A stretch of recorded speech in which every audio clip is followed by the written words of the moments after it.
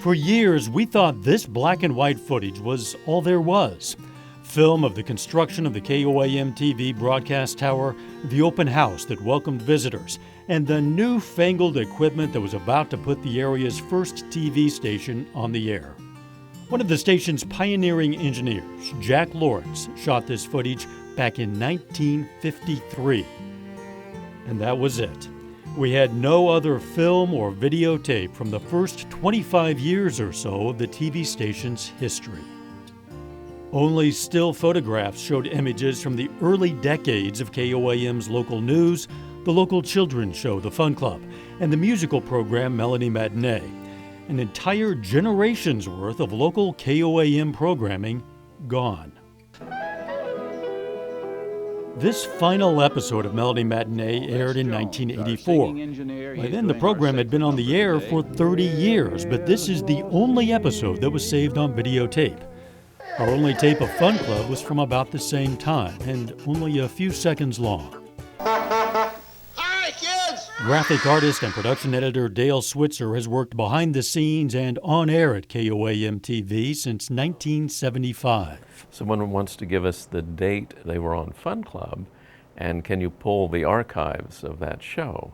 And of course we have nothing of Fun Club except for that little bit of tape. Now you might think a TV station of all places would have lots of footage of its early years. The problem is a lot of the programming that originated in this studio in the 1950s, 60s, and 70s was live, never recorded. A lot of the recordings that once existed were erased or destroyed or lost as the formats and technology changed. A bit of that 30-year gap in programming footage was filled a couple of years ago when a Parsons, Kansas couple found a copy of an old kinescope recording of Fun Club, recorded directly from their TV screen decades earlier.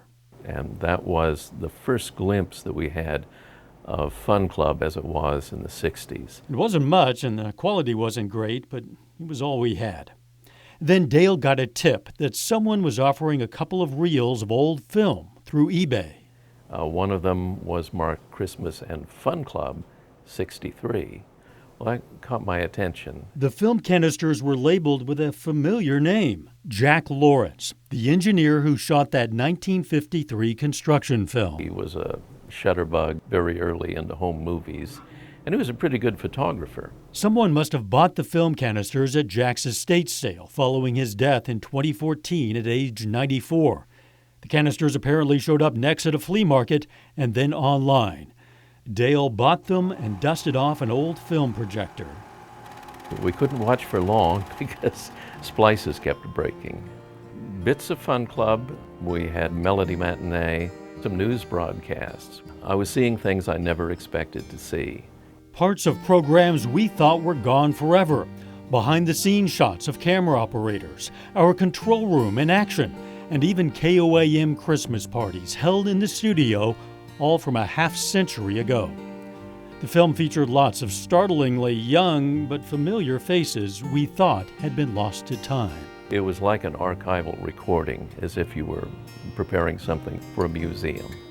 A long-buried treasure unearthed, bits of forgotten four-state history rediscovered.